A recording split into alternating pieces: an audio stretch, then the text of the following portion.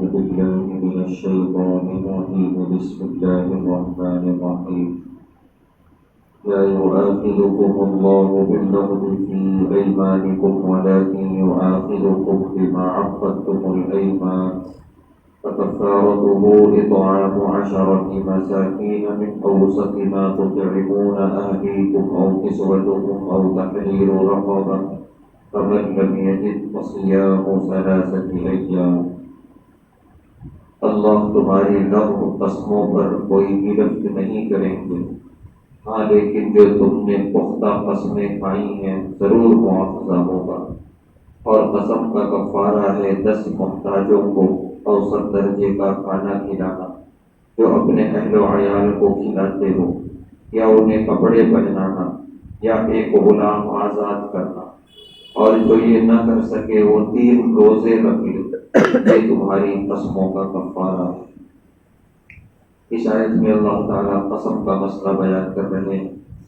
سب سے پہلے یہ بیان کر رہے ہیں کہ ایک قسم ہے لغو قسم، کہ آدمی قسم کا ارادہ نہیں ہوتا، بس زبان سے یوں ہی اس کی جاری ہو جاتی ہے۔ جیسے عرب میں ذرا ذرا سی بات پہ واللہ کہتے ہیں، بلا واللہ، یہ واللہ قسم ہے، لیکن ان کا ارادہ قسم کھانے کا نہیں ہوتا، یوں ہی زبان سے جاری ہو جاتی ہے، تو اس پر کوئی پکڑ نہیں ہے اللہ کے پاس۔ ہاں، قسم کھانے کے ارادے سے قسم کھائی کہ اللہ کی قسم میں یہ کام کروں گا، پھر اس نے وہ کام نہیں کیا، قسم کو توڑ دیا، تو اللہ فرما رہے ہیں کہ اس کا کفارہ یہ ہے کہ 10 مسکینوں کو کھانا کھلاؤ، یا نہیں تو 10 مسکینوں کو کپڑے پہناؤ، یا نہیں تو غلام آزاد کرو۔ غلام آزاد کرنے کا زمانہ نہیں رہا۔ 10 مسکینوں کو کھانا کھلانا، اس کا تعلق آدمی کے استطاعت سے ہے، مال و دولت سے۔ اگر وہ کر سکتا ہے تو یہ کر لے، اگر وہ غریب ہے، تنگ دست ہے، یہ نہیں کر سکتا، تو اللہ فرما رہے ہیں فصیام 3 ایام، 3 روزے رکھ لے لگاتار، یہ ایک قسم کا کفارہ ہے۔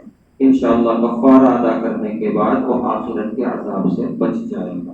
اللہ ہم سب کو اپنے قسموں کی حفاظت کی توفیق عطا فرمائے۔